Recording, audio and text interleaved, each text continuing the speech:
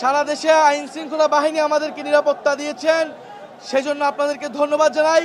আমরা ক্ষমতাকে জনতার কাছে নিয়ে যেতে চেয়েছিলাম। সারা বাংলাদেশের পথে প্রান্তরে ঘুরেছি, আমরা মানুষের কাছে গিয়েছি, মানুষের কাছ থেকে আমরা অভূতপূর্ব সাড়া পেয়েছি।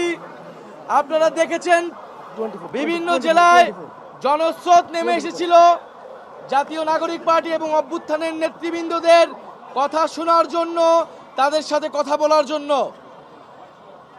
আমাদের এই পদযাত্রা আজকে ঢাকায় প্রত্যাবর্তন করেছে।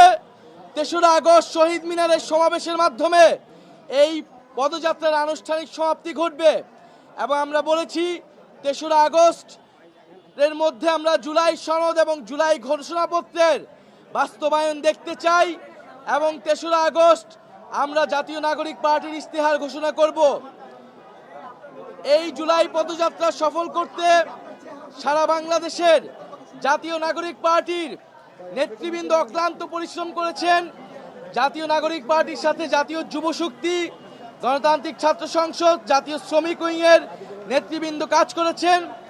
বৈষম্যবিরোধী ছাত্র আন্দোলনের সাবেক নেতৃবৃন্দ আমাদেরকে সহায়তা করেছেন, আমরা তাদেরকে আন্তরিক ধন্যবাদ। এবং বাংলাদেশের সকল কমিটি জাতীয় নাগরিক পার্টির তারা ক্লান্ত পরিশ্রম করেছে, তাদেরকে ধন্যবাদ জানাই। এই জুলাই পদযাত্রার কমিটির আহ্বায়ক হিসেবে দায়িত্ব পালন করেছে সার্জিস আলম, সদস্য সচিব হিসেবে দায়িত্ব পালন করছেন অনেক রায় সহ আরও অনেকেই, সবাইকে ধন্যবাদ জানাই। এই পুরো পদযাত্রা চলাকালীন সময় জাতীয় নাগরিক পার্টির বিপ্লবী সদস্য সচিব আক্তার হোসেন আমাদের সংস্কার কার্যক্রমকে এগিয়ে নিয়ে গেছেন, তার প্রতি আমরা আন্তরিক কৃতজ্ঞতা জানাই। সারা দেশে আইন শৃঙ্খলা বাহিনী আমাদেরকে নিরাপত্তা দিয়েছেন, সেজন্য আপনাদেরকে ধন্যবাদ জানাই এবং সর্বোপরি সাধারণ মানুষকে ধন্যবাদ জানাই যাদের অংশগ্রহণে আমাদের এই জুলাই পদযাত্রা সফল হয়েছে, স্বতঃস্ফূর্ত হয়েছে।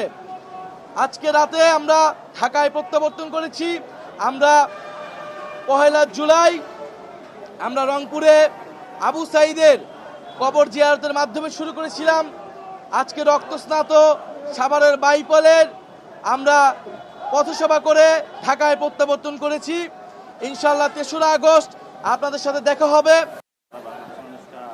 এবং সারা বাংলাদেশের মানুষকে আমরা ঢাকায় আসার আহ্বান জানাই। ৩রা আগস্ট আমরা গোপালগঞ্জে সশস্ত্র হামলা এবং মাইলস্টোনের ট্র্যাজেডির কারণে কয়েকটি জেলায় আমরা পথসভা করতে পারি নাই।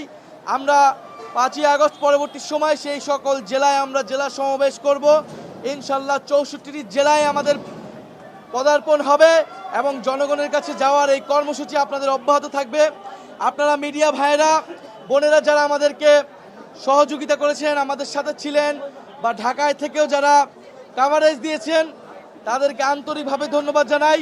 পুরো পদযাত্রায় আমাদের সাথে যে সকল কেন্দ্রীয় কমিটি সহ আমাদের যে সকল নেতৃবৃন্দ আমাদের সাথে ছিলেন, অক্লান্ত পরিশ্রম করেছেন। আমাদের ড্রাইভাররা অক্লান্ত পরিশ্রম করেছেন, আমাদের media team, social media team অক্লান্ত পরিশ্রম করেছেন, তাদেরকে আমরা আন্তরিক ধন্যবাদ জানাই।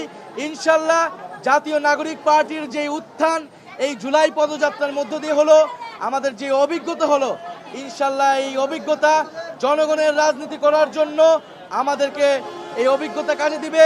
আমরা ক্ষমতাকে জনতার কাছে নিয়ে যেতে চেয়েছিলাম, জুলাই পদযাত্রার মধ্য দিয়ে আমরা সেই কাজটি করেছি।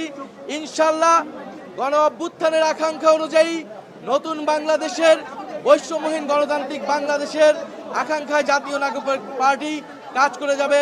আপনারা যারা আজকে আমাদেরকে অভ্যর্থনা দিয়েছেন, শুভেচ্ছা জানিয়েছেন, তাদেরকে আন্তরিকভাবে ধন্যবাদ এবং কৃতজ্ঞতা জানাচ্ছি।